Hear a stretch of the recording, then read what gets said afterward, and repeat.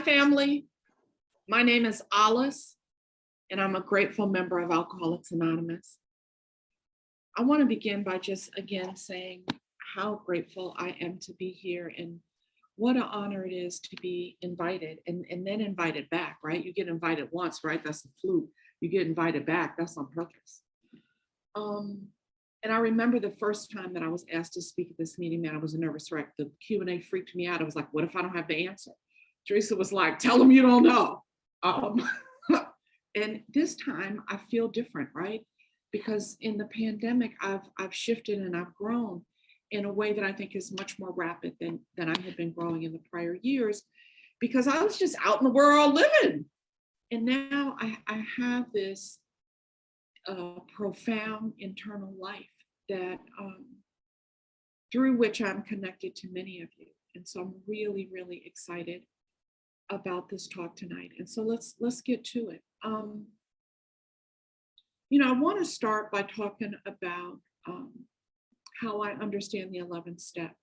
And then I want to talk about how I got to my 11th step, my own personal journey. And then I want to talk about the reading that I selected. Constructive imagination, right? Nothing wrong with that. And it really in my life is the foundation of the things that are good in my life. And so I want to talk about that. So let's talk about my understanding of the 11th step, right? So when we're in, and we agnostics, it ends the chapter by talking about seeking. And then we get to the 11th step, and the steps are written based on the experience of the first 100. So they're in the past tense, and it says sought, right? And so I think sought is the action in this step, right? And then it gives us a vehicle through prayer and meditation. But prayer and meditation for me isn't the point, it's just the vehicle. And for me, the goal, the point of the thing is to have this conscious contact with the God that I understand, right? I've got unconscious contact with the God that I understand all the time, right? Like, I don't breathe on my own. God gives me breath. And I don't need to be conscious of that. It just happens. There are lots of things that just happen because there is a God. And when I talk about God, I tell people that I mean the God that this makes the sun rise and set and the tide come and go. Wow. Gravity just blows my mind. The book talks about electricity, but how are we on a rock spinning in outer space and we don't fall off? What? Yeah, the universe that God has created is extraordinary. And we take it for granted, right? We just are living our lives and we don't often stop to think about the incredible gift that life is. I'm retired now, and which I got here through constructive imagination. I'm gonna talk about that later. But I live in this large building, and it's kind of like a retirement community, but not on purpose. It's a really interesting kind of environment that I live in. I live in Fort Lee, New Jersey, where like 2% of the people are Black. It's the first time I've lived in an environment like this. And so I'm on the elevator all day with sort of older people that don't look like me. And they ask, how are you doing? And I always say the same thing. Every day above ground is a good day. And that's the truth, whether things swing my way or not. And I think and I'm not pretending when I say that, I mean that. And I think it's because of the way that I've come to my 11th step practice. So if the goal of the 11th step practice is this conscious contact with God, then it gives us a warning, right? And the warning is, don't pray for stuff for you. Don't pray for stuff for you. Don't pray for stuff for you. And I've come to believe it's because I don't even know what's good for me. If I'd gotten the things I wanted, man, my dog walked, I'd be dog walked. And so it reminds me to seek two things. right? Knowledge of God's will and the power to carry it out. For many years, I just prayed. I don't know why. I don't know why. I just prayed for the knowledge. And let me just warn you, if you pray for the knowledge, but you don't pray for the power, that might not end well for you. You need the power. You need the power. And so this experience, I didn't say it, but my sobriety date is May 21st, 1987. And for all the people that are new, that are trying to figure out like how to be an old timer, it's really simple. Don't drink and don't die. I mean, I feel like that's what I've done. Like I've just stayed on the path, trudging, and not always forward. I've been on the path and I've moved backwards on the path sometimes. Because as the three pertinent ideas tell us at the end of what we read in meetings and how it works, it's drunk or sober. The three pertinent ideas: A, I can't manage my own life, drunk or sober. B, probably no human power could, drunk or sober. And that God could and would, my favorite word in the big book of Alcoholics Anonymous, if sought. And I love that word, particularly in relationship to the 11th step, but you'll see it in the 9th step also. The 9th step, what we call the 9th step promises, begin with if and end with if. It's required that I do something. It's required that I participate. And the book tells me that over and over and over again, right? Faith without work, dead indeed. So I want to talk about like how I got to 11, because I think as I was thinking about being here with you this evening, I was reflecting a lot on what I was like when I got here, what I was like before I got here. Because until I tell you that, when I tell you where I am now, you can't see the change.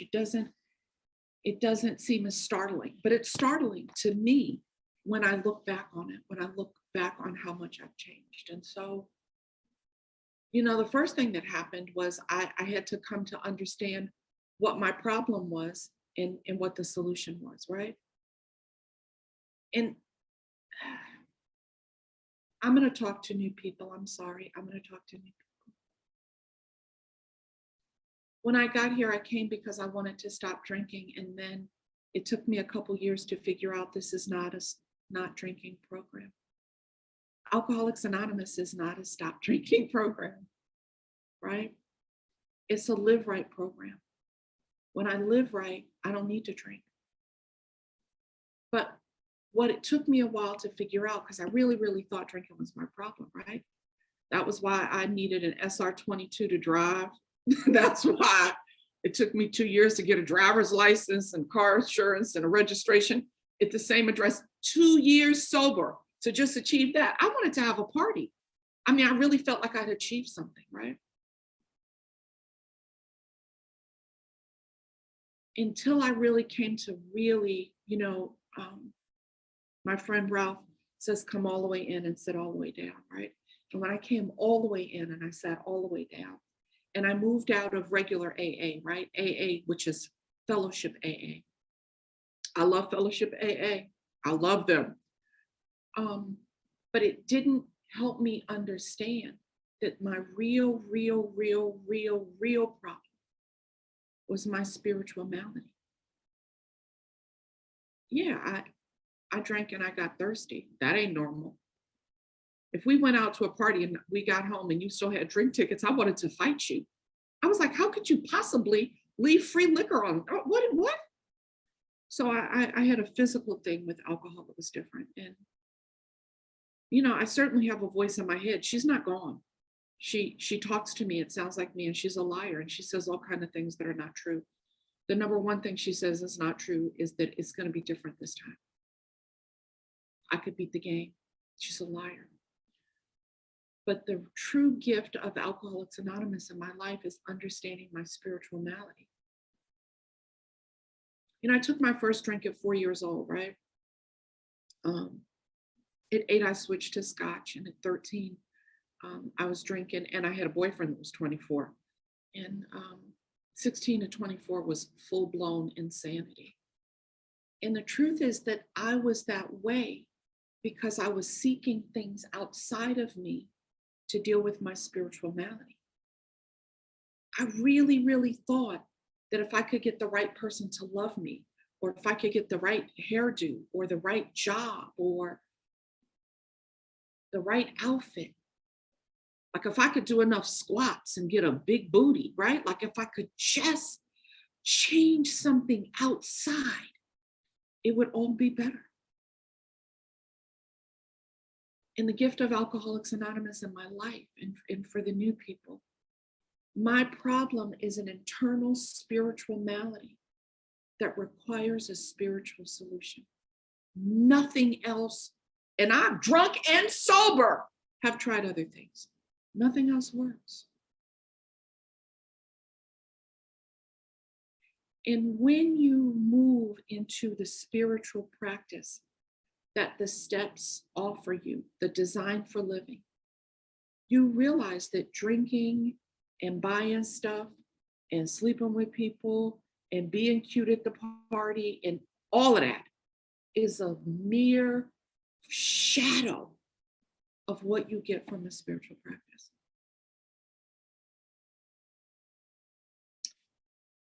I was thinking about how my life today is this beautiful, beautiful, extraordinary, incredible life that has a lot of solitude.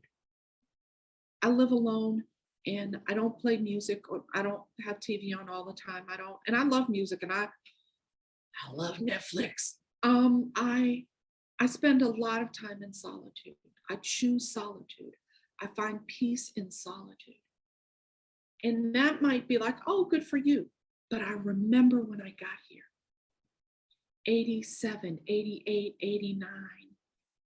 I was still in a place where I was sober, but I was seeking things outside myself. And I had a well-established practice of doing that. When I was a teenager in 1975, we didn't have cell phones. And so I would get up and get dressed and go out into the world looking to be in the mix. I knew that there was something happening somewhere. I needed to just find it. I get up, like, get dressed, put an outfit on. I live far from the subway. I would walk like in the middle of the night,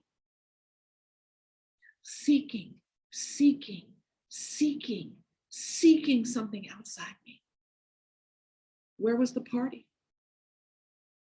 I remember being really young, and I had a set of girlfriends. We all lived in the same building.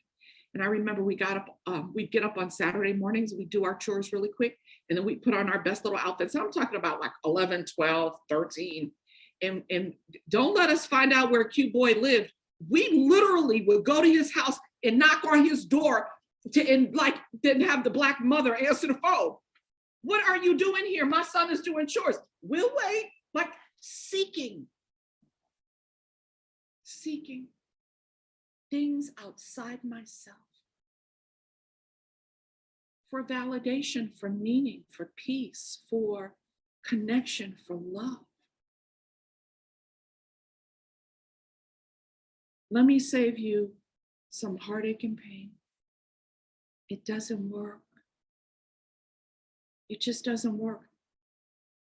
The beauty of the journey that we're in now, that you're invited into, go ahead and surrender. Go ahead. I heard this woman in a meeting recently said Einstein could miss it, but Bozo never does. Don't be too smart for this. Just surrender. What I have now is this internal resource that meets my needs. There's some things outside me that I think I want, but they don't matter. I have this internal resource. Why? Because I saw it and I used the vehicle, prayer and meditation. To do what? To develop conscious contact. You know, I think I said when I was here last time that my goal is ceaseless prayer, to just be in this nonstop dialogue with God in my head, sometimes out loud, right? But in my head. Something happens that it doesn't look the way that I thought that it was going to look. I don't even fight anymore. I'm like, okay, God, what we gonna do with that? Because I now trust that everything that happens is for my benefit. That is not how I got here. I got here with an outfit and a plan. Ooh, I was going to show you a matching purse and some shoes, some stilettos, and I was going to, right? The book calls it our little plans and designs, right? Our little schemes. I think they're big, but if I surrender to the process, God has something bigger for me.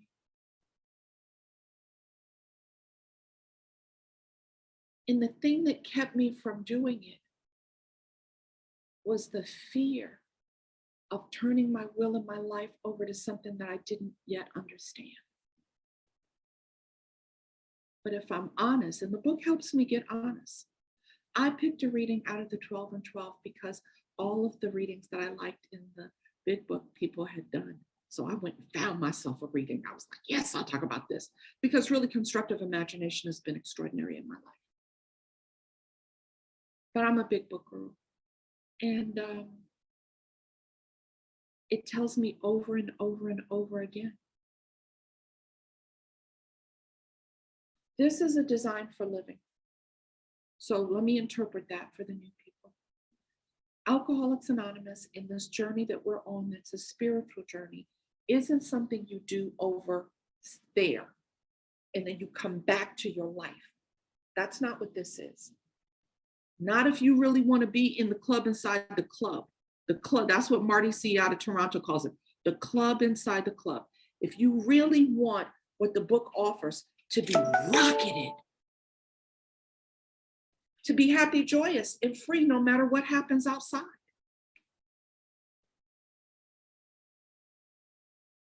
Then Alcoholics Anonymous becomes the foundation upon which the rest of my life is built. When it was something I did out there, like I went to a meeting, I worked with a sponsor, I worked with a sponsee, I had a little service commitment, right? I did that for more than a decade. I got what I got. I got sobriety. I got what I got, right? But in going through it and truly, truly being on this path of seeking, using the tool, prayer and meditation, for what? Conscious contact, not for stuff. Not for stuff. I promise you, forget stuff. You're sitting here and you're like, but I want a white picket fence and forget that. Forget, if you just could put that aside and focus on developing this conscious. So, because I was invited to talk, I'm going to talk about my concept of God before I go to the constructive imagination. And this is not anybody else's concept of God. This is not in the book. This is my conception of God. First thing that I want to acknowledge is that the book offers me, this process offers me the opportunity to have a conception. When somebody says conception, I know you think of sperm and egg. I know you do, because that's how we talk about conception in this culture, right? And it's not dissimilar, right? I've got to have me, maybe I'm the egg and the sperm, the willingness to have this consciousness of a power greater than me enter me. Then just like the baby, it grows and it grows and it grows. The God that I had in 1987 is not the God that I have now. It's not. I've continued to seek and I've continued to have these experiences. You know, I think I've said this on record before. I was in a tough spot in fundraising for my job, and I hired a new guy and to do the finances, and he made a mistake, and it put me in a position where it looked like I wasn't doing my job. Whew, I was hot about that. And after the meeting, a board member came in and stood behind me to do Reiki, non-touch body work. And I had a vision. I'd never had a vision. People told me they had visions. I was like, woohoo, right? I didn't, what are you talking about? You saw something. And these three old Black women appeared in front of me. One of them was sitting on a stump. And they said, child, do you really think we would let something happen to you? And they laughed at me. And then they were gone. That was my conscious contact with God. Who knew that it included in a meaningful way my ancestors? And I'm sharing that not because I think somebody else should have that concept of God, but to say that we're invited to have a conception. Have whatever conception is right for you and let it grow into whatever it grows into. I am not the arbiter of my conception. I've let it in and it's growing into what it's going to be. Anybody here that's been pregnant? It's growing into what it's going to be. I'm simply the vessel. And that's a message for somebody. And then why can't I just go straight to 11? Like, why do I have to do all this other stuff? Why? I don't want to do all this other stuff. Well, I got to do 3 because the real thing that stands in the way of this relationship that I want is my own bondage to myself. I think I have the answers. I think I'm so smart. I think my plan, I think the what I want, how I want my life to be. That is absolutely positively in the way. My bondage of self, my commitment to seeing the world through my lens. What is self-centered? I stand in the middle and I look all around, but I'm always in the center. No, I don't go in the center all the time. Sometimes I'm standing shoulder to shoulder with you. Sometimes I'm not even in it at all. I've come outside of myself to see where I can be of service. And so I've got to do 3. I've got to surrender because I can't really build a relationship as long as all I'm doing is using the relationship to do what I want. Santa Claus God, Genie God. No, I'm never going to get what I want like that because what I want is happiness and joy and freedom, not stuff.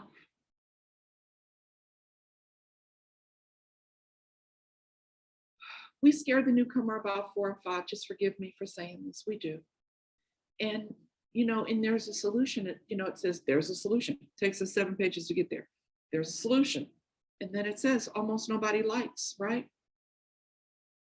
The self-searching, the leveling of pride, the confession of short. That's the doorway to freedom. That's the doorway to the solution. And where do I find that? I find it at 4 and 5. I mean, it'll come back in 10, but it's this process of being willing to see the truth about myself. Because the truth about myself is that all of the pain and the anguish in my life that has endured is caused by me. The pain and the anguish in my life that is momentary. I got molested, ouch. But he gone. It's the carrying it with me. I create that suffering. All suffering that has endured in my life is a function of the pattern of pain that I create in my life. And as long as I'm doing that, I'm not available to the source. I can't even see that I'm burning my life to the ground, drunk or sober.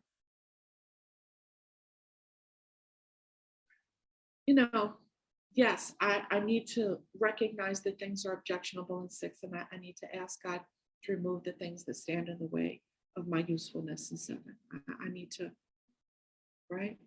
I need to recognize I got some things about me that's not cool. It's not cool. 34 and a half years in, not cool. And I need to go and say, hey, will you remove them? Not because I deserve to be without defects, because that's not ever going to be the truth, but because some of the defects get in the way of my helping you. And here's the thing that took me a long time to figure out, man. God doesn't need my permission to do anything. My surrender in 3 is a demonstration of my willingness to be a vessel for God. But God doesn't need my permission for anything. God is God. But it's this willingness to be a vessel. Because I think I got here to get sober to have a great life. But it turns out that I got here and I got all these blessings to help y'all. I absolutely don't want to do that. I absolutely don't want to do that. Absolutely not. But that's the path, because that's the thing that I can do to please God. It doesn't give me any more love from God. It doesn't give me any more grace from God. That I already got that. That's why I'm here. But it allows me to demonstrate my love and my gratitude, because love is a verb. Gratitude is a verb. It's an action. And I do that by loving you, by giving you unmerited favor, grace, when I don't want to. That's how I demonstrate my gratitude for what I've been given. I want to get to this idea that's in the 12 and 12 about constructive imagination. And so the 11-step prayer is in the 12 and 12. And in the section of the book that I pull a quote out of, we read the 11-step prayer. And then Bill talks about, like, imagine you're laying on the beach and you're looking at the horizon and you're looking at the sea and you're thinking about the mystery and the beauty of that. And then Bill says, and then some people are going to be like, that's corny. Yeah, that's what we say, right? And then he says, but is it really? Because we've been using imagination all along, drunk and sober. I imagine that the spot on my leg was cancer. And when I went to the doctor and they looked at it, they're going to remove my leg. Oh my God, I got there too late. The spot's too big. I'm dead. I mean, that's, yeah. Do you remember being drunk and having all these great ideas about how when you got up out the bed or off the floor in the bathroom, hugging the toilet bowl, that you were going to do something fabulous, great, right? That's why I love Bill's story, right? The captain of vast enterprises, applause and money, all of those things outside of us that don't matter. And that's what I use my imagination for. Something bad was going to happen. When I got here, and for a while after I was here, and I don't know if anybody remembers this, the new people know it. You wake up with that sense of impending doom. You just woke up. You haven't even gotten out of the bed, and you know the other shoe's about to drop. Oh my God, I'm afraid. I don't even know what I'm afraid of. That's what tells me that I'm not connected to the power. Because that's fear, and fear is a lie from the pit of hell. And the reason that I do this seeking over and over and over again, and I've learned over the years how to use constructive imagination, is because I've come to believe that all things come from my mind. All things come from my mind. My thoughts drive my actions drive my situation drives the condition of my life. And where does it start? In my mind. And so how do I use my imagination for the good? Well, I do that because I've made a commitment to continue to seek this power with prayer and meditation. And in meditation, right, this quiet sitting not yogi, floating, not that. I don't do that. That's not part of my practice. This quiet sitting that has many different faces for me.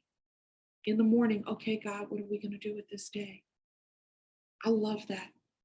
I love waking up and surrendering the day to God. What are we going to do with this day? But there's this other thing. When faced with a problem or a challenge, I use constructive imagination. So I want to look at the time. I want to talk about how I retired with constructive imagination. So I had this job, and it was a great job, and it was a great career, and I loved the job, and I loved the work that I did, and it was extraordinary. Doing the work that I was able to do was a gift from God. God called me to the work, and I did the work, and it was just really beautiful work, like community development work, youth leadership development work, working with young people in one of the toughest neighborhoods in the country. And I love that work. And, but when it was time to go, it was time to go. And you know when it's time to go. I mean, if you're not drunk at the party, you know when it's time to go, right? When you're drunk at the party, you don't know it's time to go. The DJ done packed up his stuff, you still there. No, I'm not talking about that. I'm talking about when you sober and you're recovered, you know when it's time to go. And I didn't save anything for the swim back on my job. I swam out hard strokes all the way. And when it was time to let go, I was like, I can't even imagine getting another job. And so the running joke with my friends was, what'd you do last night? And I'm like, I fondled my Excel spreadsheet. And what I did was I got an Excel spreadsheet and I put everything, all my assets and liabilities on it. I am not a finance person. And I just fondled it. I would go and spend time with it all the time and be in quiet meditation with God, like, what we gonna do, God? I'm doing what you asked me to do. What we gonna do, God? What could it look like? What could the next life look like? And I did it. It didn't come quick because constructive imagination, which happens for me in meditation, doesn't mean that I come out of the meditative state with an answer. Sometimes it is a long process of thinking and considering and asking and seeking and just over and over. I did it for a couple years, at least 2. And then one day, the same thing that I had been looking at for a couple years suddenly was different. I'm not kidding.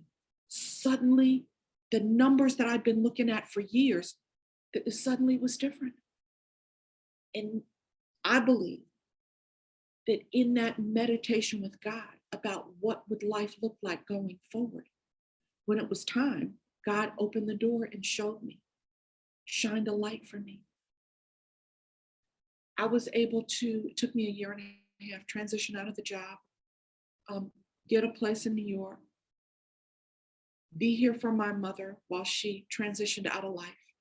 And in that transition, I understood that I didn't want to go back to the work or any work at the level that I had been doing it. I no longer wanted or had the desire, the fire that God had put in me to do 70 hours a week. It just was gone. I'd been relieved of it, right? It was gone. And the door had opened, the light had been shown. I could see the path forward. And at 57 years old, I moved all the way across country and I started all over again. It's hard to believe, but when I moved to New Jersey, I didn't know anybody, not one soul. I had cousins in Queens that I had just sort of connected to. I didn't know anybody. And today, my life is extraordinarily full. I have people that I love, that love me, that I trust, that trust me, that I can call, that I can count on.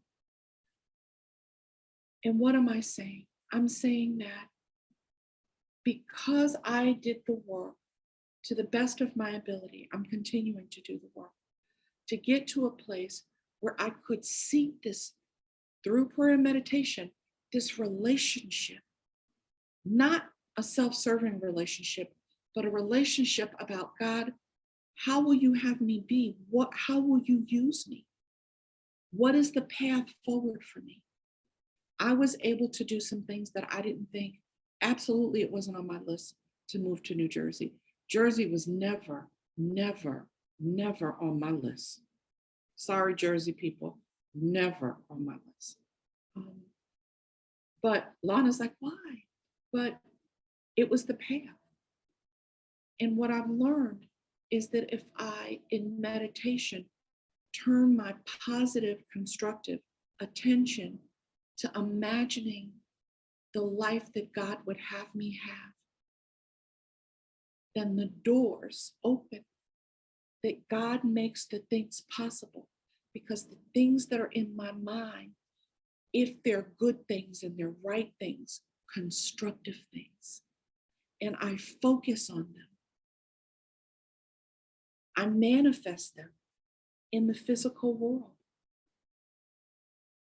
I don't know if that sounds crazy to you guys. I can only tell you what my experience has been.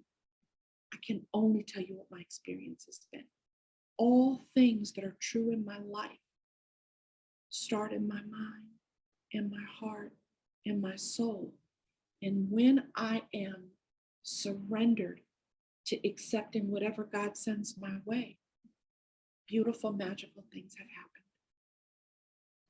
So I am sure that I am out of time. It's really, really been an honor to be here again this evening.